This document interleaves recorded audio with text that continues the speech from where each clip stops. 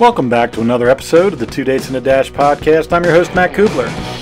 On today's episode, I sat down with an amazing guy named Tyler Foley. The dude is an actor, he's an entrepreneur, a speaker, and an author. He does it all. So sit back and relax and enjoy this episode of the 2 Dates in a Dash podcast.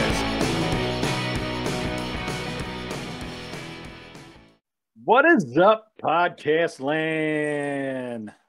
Welcome to another episode of the 2 Dates in a Dash podcast. I'm your host, Matt Cubbler.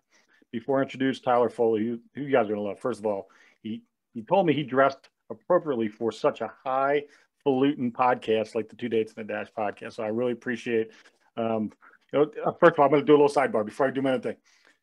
Step Brothers, have you seen it? Yes. Well, now the tuxedo seem kind of fucked up.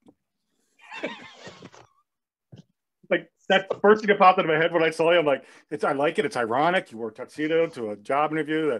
I get it. But that's what I'm going through my head, that scene in my head. So I apologize to the listeners out there. He's wearing a vest and a tie and cufflinks, and it's impressive. But that's the vision that popped into my head. All right, I digress.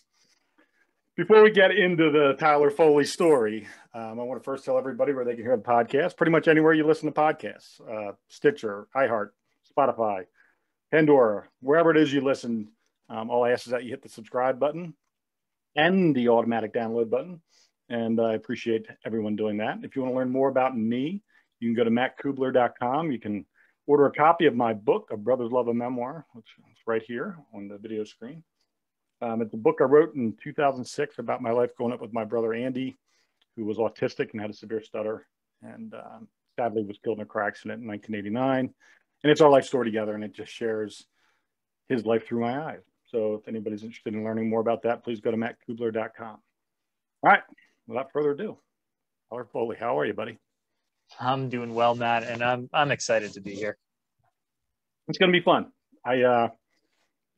First of all, thanks. Big shout out to Alex Sanfilippo, the creator of Podmatch, who was a guest on my show before there was a Podmatch. And he's doing a great job running that site and getting people connected like us together so we can do these shows and give everybody guests and time to be guests and all that kind of stuff. So way to go, Alex. Great job. Yeah. You're in Canada. What part? I know that we're on the same time zone, but I lose my geography when it gets above Maine. So where in Canada are you? Well, we are not in the same time zone, my friend. Oh. I am 2 hours behind you, sitting in mountain time, right off of Calgary, Alberta is where I am. So I'm just on the foothills and the beginnings of the Rocky Mountains. So that's funny. I'm trying to remember his name for like it's gonna. Anyways, one of my most recent guests was from Calgary, and he says at any point in time you can look out any north, south, east, or west from your house, and the weather could be different on every window. 100% true. Except for today. Today it is a beautiful, beautiful mid-90s day throughout everywhere. You look at all four just walls a are slight 90? bit of. Oh yeah. Wow, nice. Yeah. You're welcome for doing the conversion, by the way. I didn't want to have to confuse any American listeners with our 30-degree weather, and you go, geez, that's cold. No wonder you live in igloos. It is funny how growing up, I'm 50. Clearly you're not. But I'm trying to remember the movie where they would say hoser. The guys that were wearing the Canadian drinking beers. That's the name of the movie's going to escape me. But that was like hoser, and it's like it's always snowing. Everybody's wearing, parkas and scarves and big mittens and the hats that come down. They fold up in the front and they have the long sides on them. Like that's the image growing up when I was a kid of Canada. Bob and Doug McKenzie eating their craft dinner. What's that? Bob and Doug McKenzie eating their craft dinner. Bob and Doug McKenzie. That's it. It's that's my image of Canada when I was a kid, and having been to Canada many times, I now know that that's only true for 98% of the country. There's that 2% window where everybody just sort of has, non-igloo lifestyles. So I appreciate that. All right. So the show. I give you a little bit of heads up right before we went live, which was about 4 minutes ago. I asked one question, and that one question is the same for everybody, because for me, who you believe you are is different than who I may have researched online or saw on your website or anything like that. And it gives me an idea of where your brain's at in the moment that we're about to have a conversation, so I can have some understanding of what direction this is going to go in. So the question I ask everybody, and I'll ask you the same, is who is Tyler Foley? Well, Tyler Foley is a husband, a father, entrepreneur, a published author, avid golfer, not that good at the game, but enjoy it nonetheless, goaltender, and occasionally, when I can, purveyor of beaches and fine oceans. Wow. Well, the order in which people say things. So my background's in human behavior and body language. That's my expertise, if there is one. The order in which people put things in their mind, the chronological or sequential order they put things, is importance to them. So you put husband first. I put father first. Father first. Oh, okay. So I did. I am 50, so I'm on the back end of near dementia. So you said father first. Now, if I remember correctly, on your website, that order is a little bit different. Yeah, it could be different on the website, but that's because, we have PR people who take my words and write them the way that they feel necessary. So, and the reason why I asked that, when you started down to who you are, I kind of immediately thought you would mention those things, and those are the things you mentioned on your website. Why father first? But I'll give you my reason why father is first for me, but I want to hear yours first. Because I love my wife dearly, but I never experienced true unconditional love until I had my daughter. And I can drift in and out of being a good and responsible husband, but I can never stop doing the job of father. And my daughter is definitely my priority and my focus and my love always. And I'm blessed that I have an incredible wife who is an incredible mother to my daughter and partner in crime for just about everything that I do. But I know that our life definitely and currently revolves around making sure that our 5-year-old has every gift and opportunity that we can provide her. So she is my focus and will be. I love that, because, and I've had in-depth conversations, your number 118 on the episode list, and they're each at least an hour. So it's a lot of hours of talking to people that I've never met for the most part, but trying to get to understand them in an hour and a half. So, and I've had people say that their number one priority is their spouse. And the reason why is because without them being on the same page, and how can they then, as a team, do anything together, like raise children or whatever it is. And I do agree with that as well. And I think there is an unwritten, for me with my wife at least, and we've been married coming up on 25 years, an unwritten, unspoken commitment to one another. Like, we don't have to say we're all in it together for the rest of our lives. We just know it. Mm-hmm. But we both sat down when we got married and decided how we wanted to be parents and the value of what that means.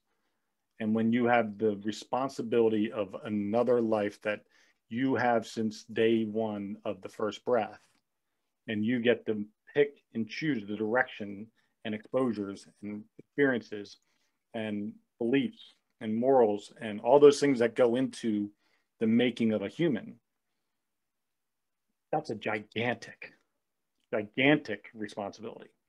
Mm-hmm. And if that isn't your sole focus when you decide to have children, if they come after date night, or if they come after wine and cheese while the kids are playing video games so you can experience your dating life all over again, then I think your priorities in life, not which is more important, your wife or your kids, but just priorities in life are a little bit askew. So my wife and I intentionally made a decision to put our children and the raising of our children as our focus. Not that we didn't love each other, not that we weren't committed to one another, not that we didn't go out on a date, not that we didn't experience all the great things you're supposed to do with your wife or husband, but our focus was intentionally to raise two beautiful children to adulthood so that they can go out and be our legacy. The Yes. beginning of greatness in generational form starts with the intentional act of parenting. Yeah, and I'm glad that you use the word legacy, because that is how my wife and I view what we're doing. Yes, it would be great if further down the road I have generated enough revenue and ability to provide, a building in my father's name, or be able to be incredibly philanthropic and give to various charities and leave a legacy that way. But none of that matters as much as how my child is perceived in society, and what her contribution will be. As you said, that becomes that generational legacy. And if it can be tied to some other notoriety, so be it. But the majority of us on this planet will not generate that kind of wealth to be able to leave that kind of a legacy. But anybody who has a child, I'm a judgy person. I'm willing to judge parents by their children, and you can see what kind of a legacy you're leaving by the way that your child behaves. And I am on a high today because my daughter is 5 turning 6 over the summer, and she's just about to go into grade 1. And I don't know when it started, when kindergarten got a graduation, but she's part of that generation where she got a ceremony, but she got top student. And Nice. She even got to do a little walk up to a camera and wave, because we're still having to do that kind of a presentation and ceremony virtual. But I teared up because I had booked off the time so that I could see her in the midst of my emceeing duties, and I took the half hour in the morning on my breakfast break from emceeing a charity golf tournament to be able to watch her. And yeah, proud daddy here. I had a little bit of a tear and a cry, and it always makes me feel good when the teachers say just how polite and how behaved she is, and what a joy she is to have around, how creative. Like, all of those things are because of who she is. But that means that my wife and I have created an environment that allows her to be that way. And I'm glad that we're leaving the legacy that we are currently.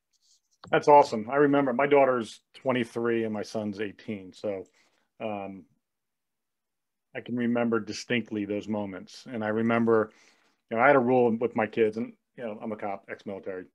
I'm a lot, but I'm an intense guy for the most part, but I love as hard, if not harder, than I am the other side. But I'm strict, and I have rules, and I have expectations, and I'm very clear on those.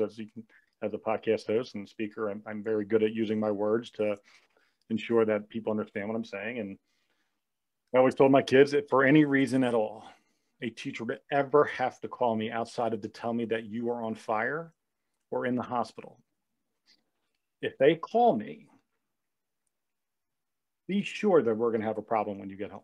I don't care what it's for. I don't care if you're right or wrong. I don't care. I said, if it's enough for a teacher to make a phone call to a father, then that's not a good day in the Cubbler home.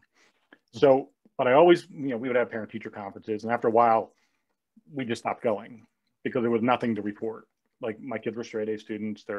My daughter is a 4-time academic All-American, 6-time All-American swimmer in college. Got every record in the book in Division II, and my son got a ROTC scholarship, and they're paying for his way to go to college, University of Maryland.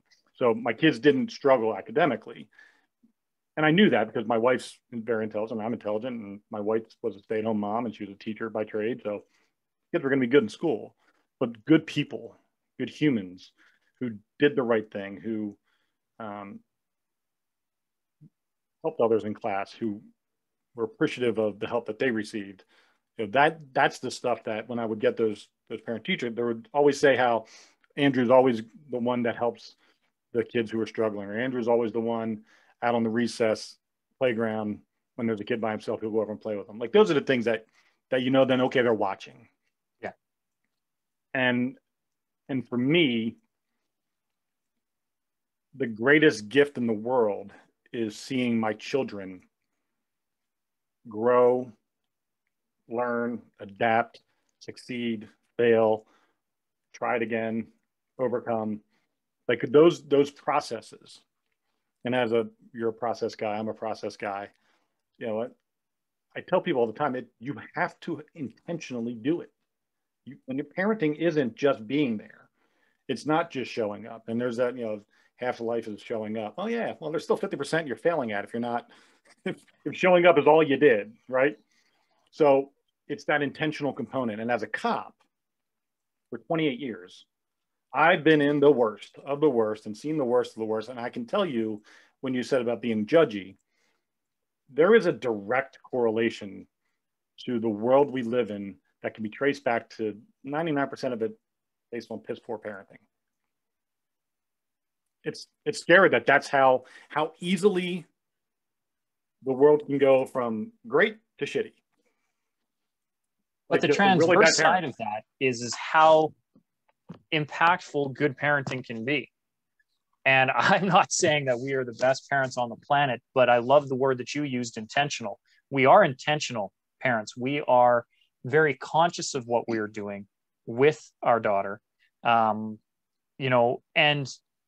being aware of, it's one of the things that, like, for me, my biggest frustration is the mess in our house currently. But she's one of the most creative souls I've ever met. And this is coming from somebody who grew up 35 years in the fine arts. I have been around creative people my entire life. And my daughter amazes me daily with how she sees the world. And so part of my struggle is I want a clean and organized home, because I think that reflects kind of who you are, your personality. And I think if you have chaos in your home, you have chaos in your mind. There's a lot of things that tie to that. And I look at my house and I go, oh, we have a chaotic mind now. But I also know that it's a creative space for her. Like, she has an art station in basically every room that she goes into.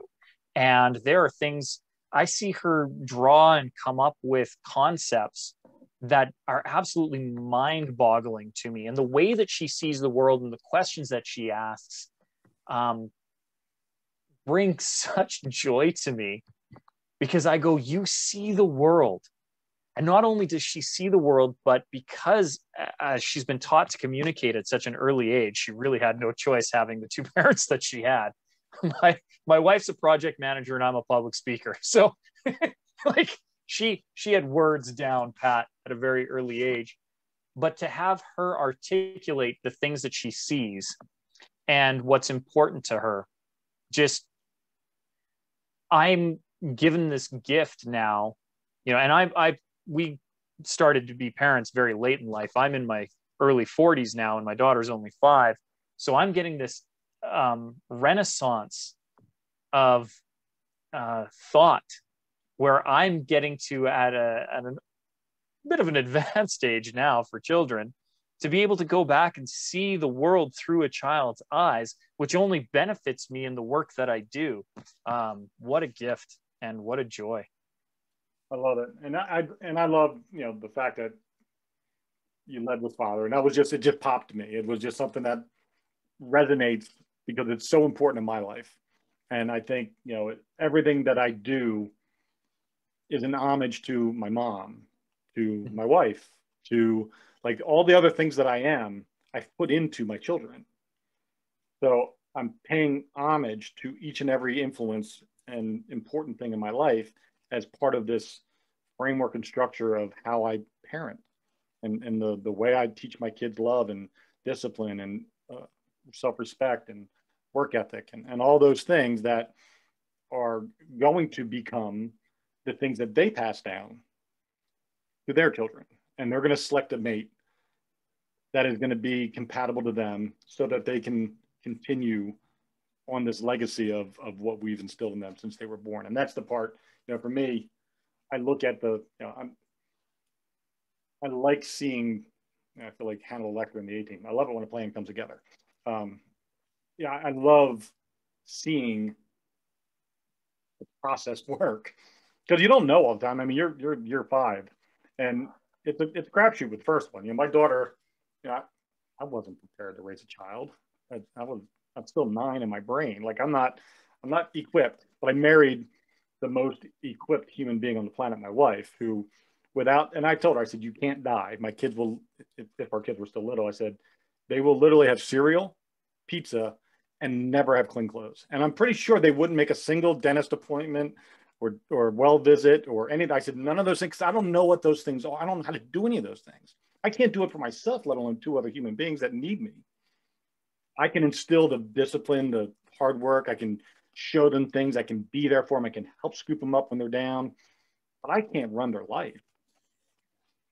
And that's homage to my wife. Like the value prop that comes with a team that intentionally parents is you get the best of both of them put into each one of your kids or single kid. And especially if you have a good partnership. My wife and I are definitely very yin and yang. It sounds similar to you and yours, where like, and in all areas of life too. Like my wife is very risk averse, and I am very much a gambler. Like I would say that I take calculated risk, but that's also coming from the mind of the addict, right, saying, well, no, this is worth it. Right. And I'm willing to roll the dice very often, where my wife is very calculated, and without the answers, the action, the trigger is not pulled. And so, I'm lucky in that sense. And 2, just the way that we view the world and come together. And it's the nice thing is with us is it's never combative. I recognize her strengths and she recognizes my strengths, and we see where we are raising each other up instead of bringing each other down. And very similar to what you had said too, there's these unspoken rules where I don't need to say these things. We have an understanding. And, the few times that we fought, it's definitely because I've been in the wrong. So the fight has never lasted long and the apologies have come quickly. So one thing you're going to notice now, and we'll revisit this in 10 years. Like my kids and because when you said the yin and yang and each have your strengths and you raise each other up, and you're putting your very best into your kids, and you're not going outside of your wheelhouse and stepping into her wheelhouse to try to do the things she does for your kid. My kids to this day, my daughter will call me. There's certain areas of expertise and topics that my daughter will always reach out to me and only me about. And there's certain things she'll reach out to her mother and only her mother about, because those were our strongest suits growing up that she relied on us the most for, that she still to this day comes to me for, or goes to my wife for. And my son's the same way. I don't feel offended that I don't know that X, Y, and Z happened, but it was in my wife's, that's her area. That's what she always dealt with. That's what she always provided the support and the understanding and the advice for. I don't get offended by that. That's smart of my child to recognize who to go to for the best advice or the best help or the best solution. And I think you're going to get that if you're intentionally parenting and you both acknowledge each other's strengths in the process of a team doing the job. That's ultimately going to be, and that's just one of the coolest things, because even though it means nothing at the grand scheme of things, but the fact that my daughter, I interview well. That's my thing. Body language and understanding people is what I do. So she has a job interview next 2 days. First thing she did, Dad, we need to sit down and we need to work on interviewing techniques, and I need you to Zoom call me, and we're going to do some interviews, and I need you to come up with questions, and I'm going to write down. She has to write everything down 100 times. She would do, my son is me. I could read a page, memorize it long enough to take the test and dump it. Mm-hmm. My daughter is the rewriting her note cards 300 times until the note cards became memorable into her brain. Like she could actually see the line, but she had to write them down every single time. It wasn't just looking at the note card, memorizing it. She knew the information. So it was a 6-hour process versus a 6-minute process, which is what I did. So just learning how she learns and knowing what her processes are is how I have to adapt how I teach her. And it's so cool. I miss when they're 5, but I really like her at 23 and 18, like them at 23 and 18 too. So, all right. Enough. I could talk about our kids all day long, and that's a fun show. But I think people probably want to know more about Tyler than just his parenting and relationship teamwork with his wife and how they parent. So everybody that watches the show or listens to the show knows I don't really do a lot of research. So I know as much as you said in the very beginning of who is Tyler, that's pretty much as much as I know. So and I'm a speaker, but I don't speak the same way that you speak. I talk about one topic, which is I tell my brother's story to people who are going through loss. That's really my one trick pony. I can speak on 500 other things, but I really just, I don't care to. It's not anything I find passion in. I don't speak because I enjoy speaking. I speak because I have a story to tell. And I'm going to ask you this, and the reason I say it that way is my mom is a retired English teacher. And when I wrote this book, it came after a 13-year period of extreme depression. And I was given a gift, and that gift spurred this emotional, overwhelming tidal wave inside of me. And I went down and I wrote almost 28,000 words of memories about my brother overnight. I'd spent the whole night writing and crying, and it turned into the book. And I called my mom that morning and I said, Mom, last night I wrote 28,000 words about Andy. What do I do with them? She goes, you write a book, son. I just told you, I'm a 6-minute memorizer, dump it. I don't read. I hadn't read a book. The only book I'd read in my life up until this time was Animal Farm in 9th grade. And I'm not gonna lie, I probably skimmed through it. I don't even know if I read the whole thing. So books weren't necessarily my forte. And I said, Mom, I don't know if I can do that. She goes, son, everybody has a story to tell, but not everybody can tell a story. And there's only certain people that can tell the story. And that's why in my Podmatch website, I want storytellers, people that can tell a story. Not everybody's got a story. Everybody's gone through something in their life that I'm sure they would like to share, but not everybody knows how to do that. When did you first know that you were a storyteller? Not a performer, but a storyteller. I think at an early age. I mean, I was lucky because I am a performer, and I was born a performer. And so I've always had the other people's words given to me to then say and convey. But I think I realized very early on that I had a gift for storytelling because I had a gift for persuasion. You know, I was the likable kid. I was lucky. I was always popular, but I still had. I was really small. I mean, I'm still a very small guy. I'm as we speak in a full 3-piece suit. Yes. Probably tip the scales about 140 pounds. I'm 5'7". Left leg. Yeah. I'm 5'8" if you're a casting director, but I'm 5'7" in reality. And so every once in a while, you know, I'd get somebody who would pick on me, right? You'd get the bully, but I never got bullied long. And it was usually because I was able to flip the script. I was able to ask and befriend people very easily. And a lot of that came to the power of story. I'm able to get people to see my point of view because I can tell a tale where I make you the hero of the journey. And I can put you center and make that a little bit more of a compelling argument that way. And I'm pretty sure it started, you know, the back of the bus in grade 3, grade 4, you know, being picked on by the Crawford twins and soon just having that not matter. It went away very quickly and it grew from there. And I really, really, really honed in on it once I got out of school and on my own. I was always gravitating to performance in anything that I did, but it stopped being other people's words and started being mine. So even I remember working for the airline and getting in trouble because we would have to do the baggage announcements.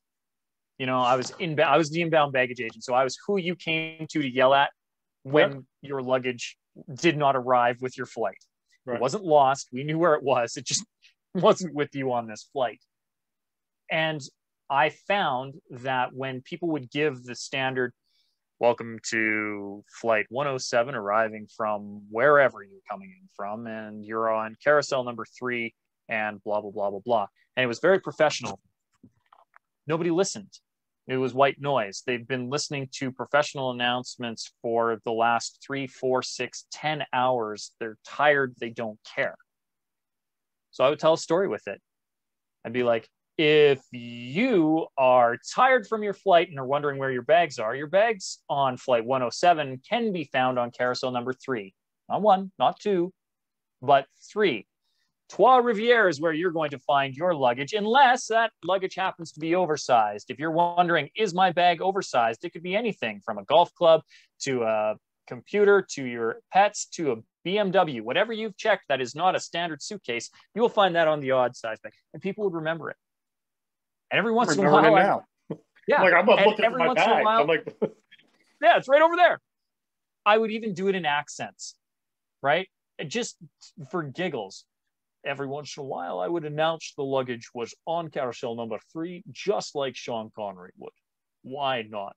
Miss Moneypenny, if you're looking for your stirred martinis, they are over on the odd size baggage, because that is where we put all fragile items. So any glassware or any large items will be found over. And I would just do it. People would pay attention. And here's the thing.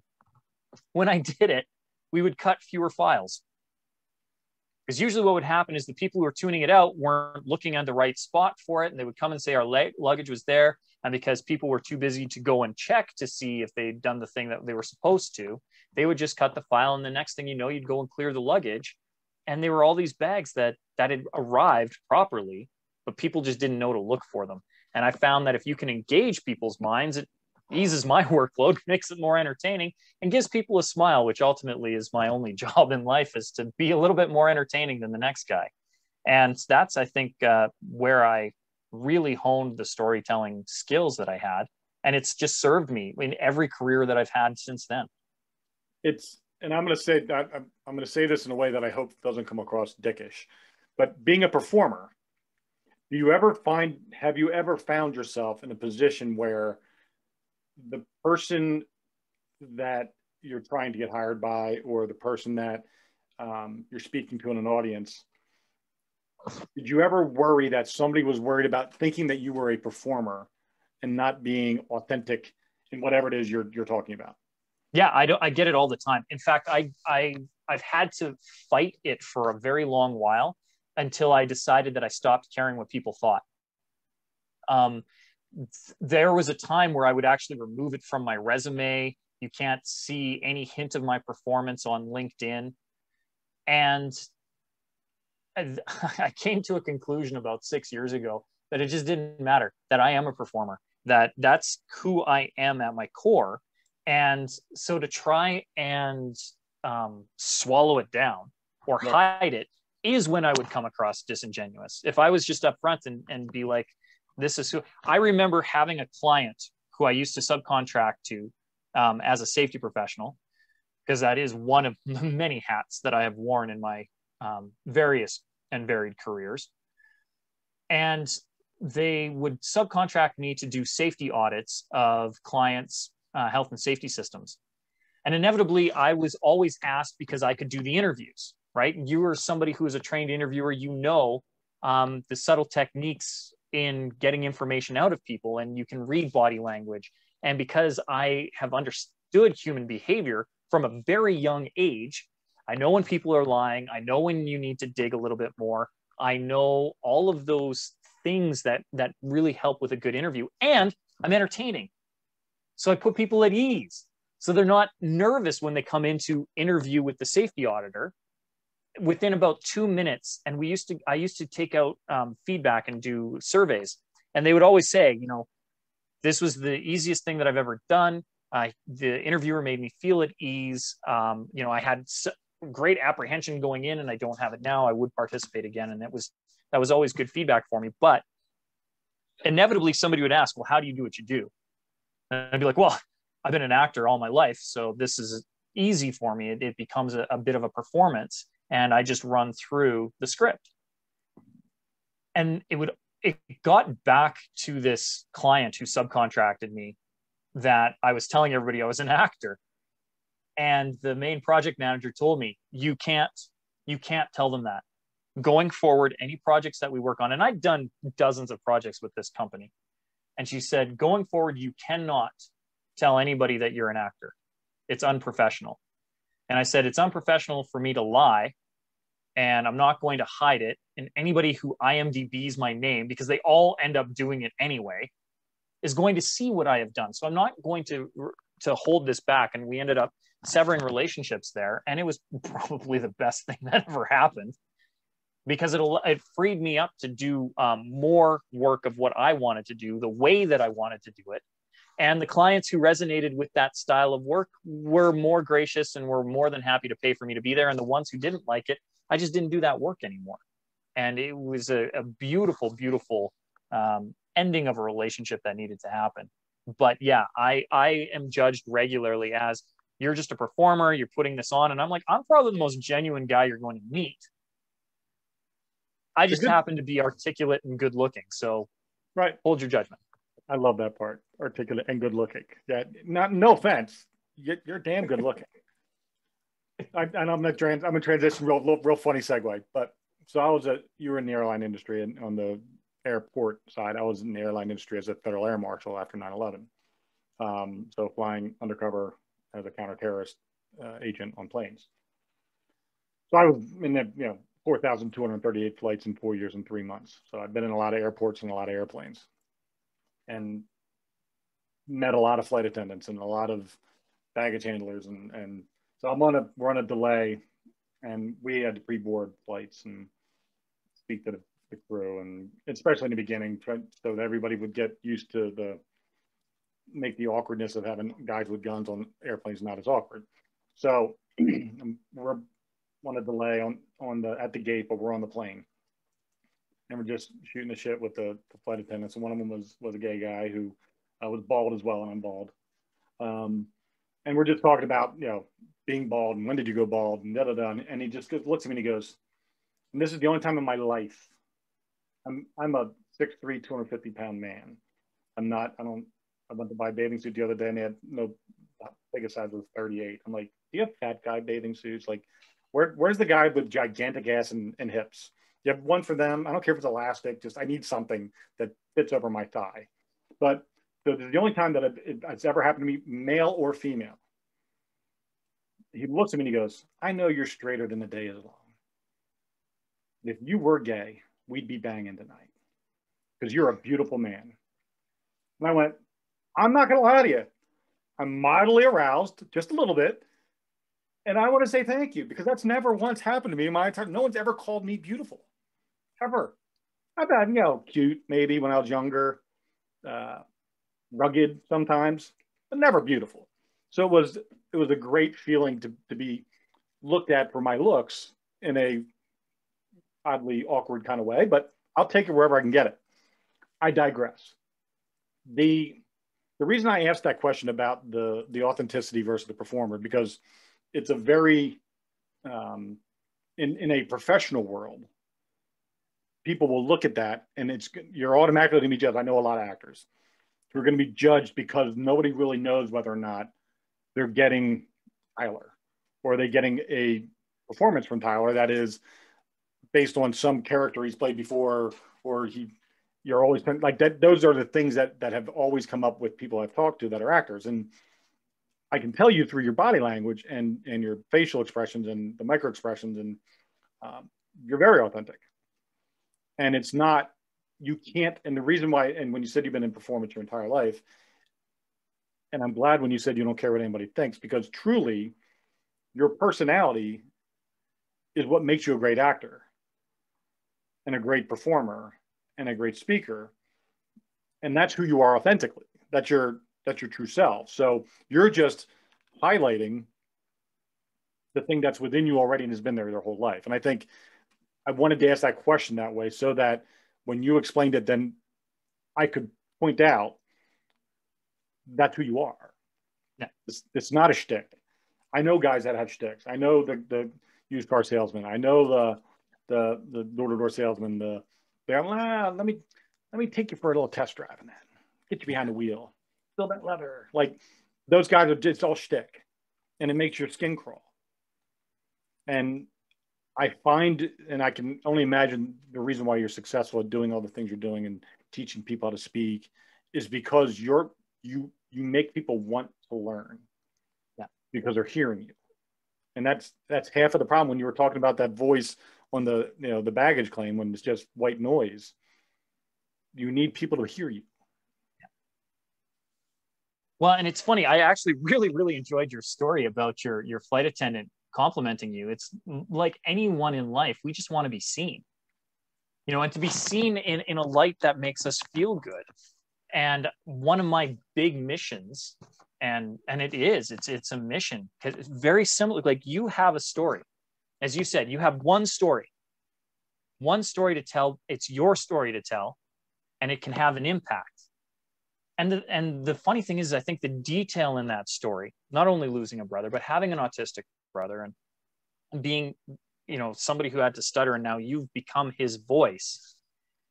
That's not just one story. That doesn't identify one thing. You might have told one book, but there's so many stories that are in there. And I am of the firm belief that, as you had pointed out at the beginning of our conversation, everybody has a story. They just may not be storytellers yet. But that one story, I think, is what changes the world, when we can all stand up and say, this is the thing that happened to me. And it could be good or bad. The other thing is, too, is so many times we focus on the negatives and the tragedies.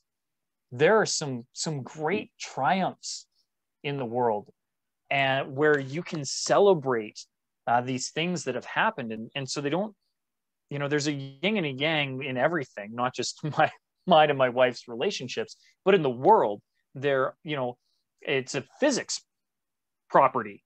For every action, there's an equal and opposite reaction. That just happens. That's life. Right. And so we can see these and all of these events in different lights, but learning to tell that story in a compelling way so that you have your audience lean in and listen, they then feel seen because they can identify with what you're going through, and they can go, oh, that's just like me. That's just like me. You understand. And it's that being seen moment that I want to see more of in the world, where we can reach understanding, where we can reach consensus instead of this combative nature. It's maybe a pipe dream, but again, I have a 5-year-old daughter who I need to make sure has the best world to live in. And that's my mission, to make sure it happens. Well, it's an admirable one. I think, we live in a world where everybody's talking and nobody's listening. And communication isn't the art of talking. Communication is the art of talking and listening and receiving and emoting and having all those connectivity components to communication. And it's grossly missing at the moment. And it's untrusted at the moment because of the authenticity component that, we don't believe who's speaking anymore. We don't trust in what they're saying anymore. And I think having more people like you who are teaching people how to communicate, how to tell a story, how to share it authentically, how to open up their heart, open up their desire to reach another human being's heart. And people, the reason why I tell this one story is because it's the only story that truly matters to me. I have plenty of stories, trust me. Being a cop, I have hundreds and hundreds of funny, crazy, scary stories. But the only one that makes my heart feel better is when I talk about my brother. And I have the ability, 32 years after he died, to still go back in my brain and in my soul while sharing a story on stage and relive that moment. The funny parts, the sad parts, the scary parts. And when people come up to me afterwards, they said, I don't think you were there.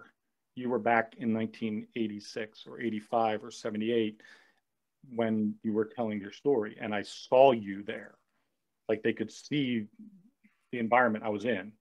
And that's true communication there. It's exactly what you just said, because not only were you there, but in retelling it, you took your audience there. That's true storytelling, when you can immerse your audience and they can, you know, you never judge a person until you've walked a mile in their shoes. Well, you and I have both discussed the very physical differences between your shoe size and my shoe size. I can't physically step into yours. But when you tell me your story and you take me back, and then I can see the world through your eyes. Now, metaphorically, I can walk that mile in your shoes, and I can come to an understanding, and I can see why it's so important to you, and why there is a drive to be able to share that story, and why that's the one. As you said, you have hundreds, if not thousands, and we've already gotten 3 or 4 of the snippets of the fun ones. But it's that story of your brother that is the driving passion. And that's what I want everybody to find, is what's the thing that you can't not talk about, that is the drive that you have to share, you know. And sometimes it's that thing that you're afraid to say, right? The thing you're afraid to say very likely is the thing the world needs to hear. And it could be, again, that doesn't necessarily mean that it's a bad thing. Like sometimes we're afraid to even brag about the good stuff in our life. Like, what is that thing that you're holding on to that you know you just want to talk about, but you suppress it and deep down inside don't want to share it? That's probably the story that's going to have the most impact with your audience. That's the one that's going to resonate and get them to take that journey with you so that they can see the world through your eyes. It's I commend you for being able to figure out a passion of yours, which is to find the passion in others. You know, that is and I mentor. I have low threshold of patience for adults. I just do. It's just too many years of solving too many adult people problems that my give a shit meter's at 0 after 28 years of doing it. But kids, I always love. I've mentored 350 kids, if not more. And finding out who they are, because, you know, for a kid, breaking up with his first girlfriend is the single worst thing that's ever going to happen in his life. And you have to get to that level with them, knowing that it's not. But you have to help them work through that and then understand how that is a teaching lesson for the next girl that he dates. And then ultimately for the one he ends up marrying, who becomes the one he's with forever. Like that, you teach those moments. And I think for you and what you're doing to help give people a voice who otherwise may not think they have one, having lived with somebody who literally didn't have one, and understanding exactly what he wanted at any given moment of any given time. I would know when he was stuttering, I knew exactly what his point was and what he was trying to say. And that's when I knew I was great at understanding body language and human behavior. I lived with somebody who couldn't communicate, but yet I knew everything about him. And the reason why I knew everything about him, because I could tell the subtle differences in his body language. His ears would get red at a certain point, like when he was super hyperactive and upset about something. Like things would happen to him physically that I would notice. So, okay, now I know these are the potential options of things it could be. And then dialing it in to what his actual need was. Those are things that I did from the time I was 5, 6, 7 years old, and then just grew through and become great at over time. And I think what you're doing is basically the same thing, teaching them to look inward instead of someone else. I was sharing my brother's words. You're teaching someone to find their own. And I think that's such an amazing talent to be able to do that successfully, because there's so many barriers to authenticity sometimes. Ego, hubris. One of the things that I talk about regularly is that authenticity is synonymous with self-awareness. If you can't say, this is who I am at my core, if you can't answer the question right off the top, who are you? And know why. Like, that's the other thing too. You can challenge me on it and you'd be like, well, you know, interesting. You went father, you know, you went husband, then father. I was like, no. I'm father, then husband. And if I screwed it up, it was a Freudian error. You know, I know why that is important to me. That, and B, I have that self-awareness. And part of it is too, you know, and I'm glad you pointed it out, my mission is giving other people a voice, because I can break down my life and go, look at this. And when somebody reads my bio out, I go, huh, not too shabby, Mr. Foley, not too shabby. But I don't see it in my eyes. I'm just me. I'm Tyler. I'm living my life. And I see the impact that some of these other stories have, the ones that need to get out there. And I've learned over time that in order to empower some of my clients to be able to speak their story, I need to start telling mine a little bit more. I need to say, I was in film and theater because my father passed away at 6. I am so passionate about women's rights because I watched my mother raise 2 children on her own. I'm compassionate for charity because I know how much help my mother received, and not necessarily from organized charities, but just from the kindness of her local community who reached out at the right time when it was needed.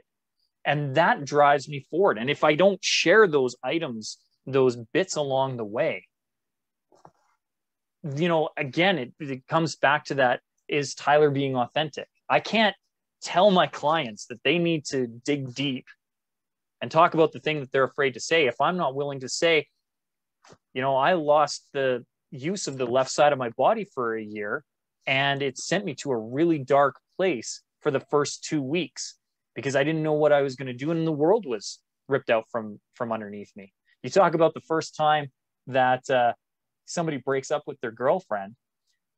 I remember the first girlfriend, real serious girlfriend that I had, and breaking up with her and it crushing my heart. But it was nowhere near the devastation that I felt New Year's Day, 1997, waking up at 17 and not having the left side of my body respond the way that I wanted it to. When my entire career trajectory was to be on stage, film and TV, and be this famous actor, and all of a sudden the instrument no longer works. That was devastating. And if I don't share those bits, then it's real easy for somebody to fluff it off and be like, well, Tyler, he's just one more actor. This is just a performance. This is just stage. I go, no, this is important to me. This is important to me because I see the impact that it has. I love, the reason why you're probably very successful. And I'm guessing that because we haven't had that conversation, but I'm going to assume so. You have an innate ability to get somebody to want to dig deep, to get somebody to want to go there, because what they're seeing is somebody that they immediately, they saw actor. There might have been a first hesitation that, do I take that next step forward? But once they clear that first hurdle, then they're all in because you bring them in such an inviting, comfortable, safe, confident way that they probably are. And I'm going to use a stereotype here. We're not dealing with, typically, if you're searching or having struggles figuring out your story, you're probably struggling with self-confidence on some level. So these are people that are looking for something to grasp onto to help give them that first pull up to find their confidence. So you need somebody to give you some external confidence for a little bit until you find yours, and then you shove them out the door. Go be free. Do you the best that you can. That's the process. It's not a self-reliance on Tyler process. No. It's I'm going to give you some of me until you don't need that anymore and you've got enough of you to be great. Yeah, I haven't done my job right if you have to keep coming back to me. Exactly. And that's, and it's funny, the analogy that you're giving, the shoving out the door, I actually think of it as pushing them out a window, and that's from years of stunt work. I need to provide people a safe place to land. As a stuntman, one of my favorite things that I ever got to do was do a 6-story high fall. And you really have to take a leap of faith in that all of the prep work that you've done, that all of the crew that have been assembled, that all of the practices and the rehearsals have gone in to this one moment. And you have to believe that you will come out the other side safe. And I was so blessed to work around professionals all my life who, no matter what I did, I felt confident that I would make it out on the other side. You know, whether it was the first time I ever took a stage to be in front of an audience to the last time I jumped out of a window, I'm here to talk about it and unscathed, completely unscathed by it. So that is one of the biggest reasons why I need to ensure that all of my clients, every time I work with them, feel safe so that they can take that leap of faith, because otherwise we don't accomplish anything. And it's a money back guarantee at that point. I need to get you to feel that you have the ability to share with me, because then you need to be able to go out and share with everyone else. I love that. And there's not a lot of that in the world today. In the speaker world, in sales, in so many different venues, there's very little desire to end taking someone else's money. Yeah. Right. The people want to continue to get paid. And oftentimes that leads to stretching out time in contracts, not giving 100% all the time in order to string it along even farther. And I think it's admirable that you've taken up that desire to get them not to be your client, which is a reflection of your ability to do your job. And I think that's... Well, most of my engagements are only 6 months, because at that point, we've either made the breakthrough, or what I'm saying, what my tool and my skill set is not serving you. Right. And either way, at that point, I need to be able to pass you on. It's not even that I need to be able to pass you on. Some people come to me, they want to be the big speakers. They want the stage, and that's great. And I can get you to a certain point, but then after that, you need to hear other voices, right? You look at some of the greats that line your wall right now. How many coaches have they had? They didn't sit with one. You look at Lindros starting in Pee Wee and moving his way up through the ranks until he finally finishes his career. He probably had 12, 15 professional coaches minimum over that time. Never mind the assistant coaches who were probably doing the majority of the work too. And that's where my team comes in. And if I can't get you to the next level, right? I am the Pee Wee coach. I'm here to give you the fundamentals, to give you the basics. But then I need to get you into Atom and AAA, and let's get you moving. Let's get you on your way to what you want to do. And for the majority of my clients, they just need to get over this false fear of public speaking, because none of us are actually afraid of public speaking. What we're really afraid of is public judgment. And if I can get them over that hurdle so that they're not afraid to say the thing that's on their heart, great. Now let's find you the venue, and let's get you with some other coaches who can find you the bigger opportunities to do that. My job is to get you to that point so that I can pass you on. And if I can't get you to that, my job is to say, I can't get you to that. Let's find somebody else who is better equipped to do and help you and assist you. And that goes for, I think, anybody who is in a profession of mentorship or coaching or consulting needs to have that thought that I need to be able to pass you on. I need to leave you better than when I found you. And that means that at some point you graduate beyond my capability. I love that. Well, brother, I could do this all day long.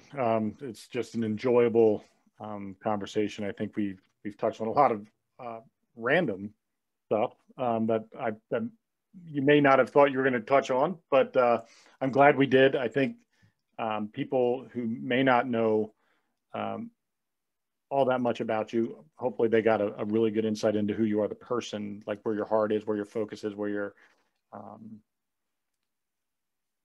when you're a father, life changes. And I think it's really cool watching someone else go through the stuff that I already went through in a very similar fashion, with the same intentional planning and desires for outcomes for their child. And very, I'm very confident that your kid's going to grow up to be a confident, independent, creative young woman who knows what she wants and then knows how to go out and get it. And I think that's going to be one of the coolest things to watch as a dad, seeing that materialize through your efforts and your wife's efforts. So congratulations in advance on that. Where can people find out more about you? Well, Matt, first of all, thank you for the kind words. It really is the reason I do this work is to leave a legacy for her, and she is my legacy. So my book is dedicated to her. So if anybody wants to find me, I will tell them. But before I do, I want them to hit pause on this, because I too have enjoyed this conversation, Matt. This has been a great one. I remember when you and I were first matched together, I thought of the Scott McCreery song. And I was like, this is somebody who understands about the dash and what goes on in the middle. And that's, how we lived our lives, and the dash in between has been an old motto of mine growing up in rural Alberta and hearing the great Scotty McCreery sing that song. So He's got that deep voice. Getting something out of Two Dates and a Dash podcast, and who find what you do in the way that you do it too, Matt. Like, I love these unscripted shows. These are my favorite ones to come on. And frankly, this has been one hell of a good interview for me. And I've definitely spoken more on this one about things that I don't typically get a chance to than I have on any other show. So for anybody who's listening to this right now, if you're getting value from what Matt is doing, if you're enjoying Two Dates and a Dash, if this is something that is serving you, do me a favor, hit pause, go give this a 5-star review on whatever platform it's on. As you heard from the beginning, we could be listening to this on a lot of different ones. So whatever platform you're on, if you could give this a 5-star review for me. And now that you're back, because you hit pause, so have integrity with your word, be true to your word, hit pause on this, give it a 5-star review. Now that you're back, anybody who wants to track me down can do it at SeanTylerFoley.com. And Sean is spelled the proper Irish way, SeanTylerFoley, SeanTylerFoley.com. Feel free to check me out. I've got all my socials up there. There's 1,000 ways to contact me, and it would be my joy and my pleasure to serve you in whatever way that you need. And you have 2 books, right? The one is something about speaking naked. The Power to Speak Naked. That's correct. And that was your first book, right? No, Power to Speak Naked is actually the second one. And my first one is Total Buy-In, which was a book that both of them were originally self-published. But The Power to Speak Naked has been picked up by a publisher. Nice. And we now have the revised edition that's going to be in stores September 7th. So by all means, if anybody wants to check that out, they can. Pre-sales are on now. And do me a favor, again, if anybody would like the book, I would strongly encourage them to not support Jeff Bezos. He has enough money. We don't need to go there. But if you want to pick up that book or any other book, whether it's mine, The Power to Speak Naked, or whether it's Matt's or any other author's book, if you could go to bookshop.org. Bookshop.org is an online shopping experience. It's just not going to have the fancy drones that brings the book to you. But what it does is it pairs you with your local book retailer. And those are the people who need our support right now. So, you don't have to get The Power to Speak Naked if you want to get your latest copy of, 50 Shades of Grey or whatever title you want to get in on. You go ahead and do that. But if you could do it from bookshop.org, I would consider it a personal favor and appreciate it. Love it, brother. Well, thank you. Hang tight. We're going to talk off the air. Everybody, thank you for tuning in, for subscribing, for downloading, for going on YouTube and hitting that little bell dingy thingy on there. Everything that you do to support me, I truly do appreciate. I do this as a hobby. It's not my job. I don't get paid to do it. It's just something I really enjoy doing. And I enjoy having an hour or 2 a week with people I've never met and sharing their story in a way that maybe you weren't expecting. And neither was I, because I didn't know it before I shared it with you. So everybody, thank you for listening to this episode or watching this episode of the Two Dates and a Dash podcast. I'm your host, Matt Cubbler. Thank you again to my guest, Tyler Foley. Remember, Sean Tyler Foley, SeanTylerFoley.com to learn more about Sean, and please support him. And if you are looking to become a speaker, please reach out to him. He's clearly got a gift, and I would highly recommend anybody who's interested in just getting on stage, even if it's at your local church group or whatever it is you're planning on doing.